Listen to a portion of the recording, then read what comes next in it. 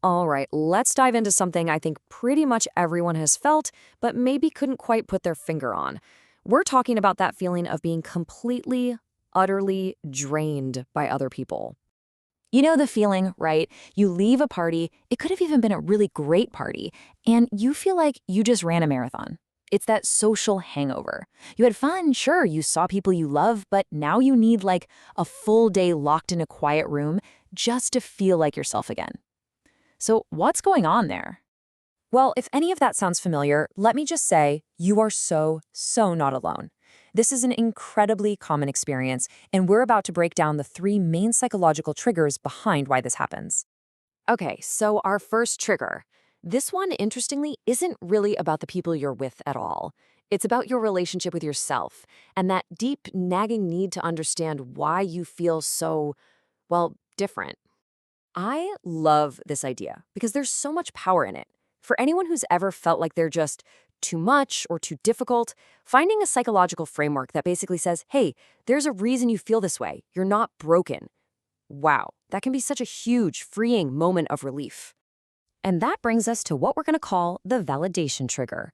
It's that deep human drive to find a label, an explanation, something that validates what we're feeling on the inside. We just want our inner world to make sense, especially when it feels totally out of step with what everyone else seems to be experiencing. So, how does this actually show up in day-to-day life? Well, it's that little voice in your head asking, am I just too sensitive? It's that bone-deep exhaustion you feel after trying to wear a social mask all night just to fit in. And it's that incredible aha moment when you read something that just clicks and you finally feel understood. Now let's build on that. Our second trigger kind of pivots from that internal need for understanding to a very powerful external fear, the anxiety of being rejected, or maybe even worse, just being forgotten by the people we care about. This quote just hits the nail on the head, doesn't it? A ton of our social energy isn't spent just, being present and having fun. It's spent on performing. We're playing the part of the good friend, the helpful colleague, the easygoing relative, because deep down we're scared of what happens if we stop the show. So, at its core, this rejection trigger is really a fear of abandonment. It's that quiet, nagging voice in the back of your mind that whispers, if I'm not useful, will they still want me around? If I become a burden, am I going to be replaced? That is a heavy weight to carry into any social situation. And this is where you can really see that split, right? On the surface, your behavior looks great, you're the low-maintenance friend, you're always helpful, you never say no. But underneath that performance, there's a powerful fear driving it all. The fear of being a burden, the fear of being replaced, the fear of losing that connection. And constantly managing that perception, it is absolutely exhausting. And that brings us perfectly to our third and final trigger. This is the one that causes that drained feeling in the most direct way. It's just the sheer weight of social pressures and obligations. We're calling this the social exhaustion trigger. And here's the really important thing to get about this one. It's not about whether you actually enjoyed the event. That's not the point. It's the pressure, that feeling that you have to be there, you have to be on. That pressure alone can drain your battery. Think about it like this, right? We go into a social event with our expectations for fun way up here.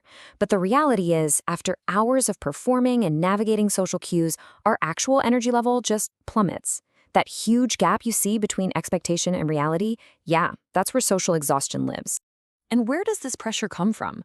Oh, you know exactly where. It's those obligatory birthday parties you feel so guilty for even thinking about skipping. It's the forced fun of the team-building event at work.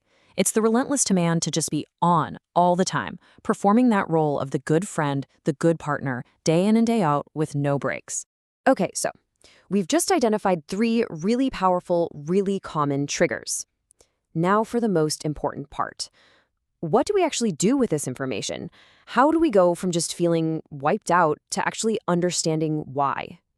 And here it is. This is the crucial point. Just being able to identify why you feel exhausted is a total game changer. Seriously, when you can put a name to the feeling, it stops being this big, mysterious monster.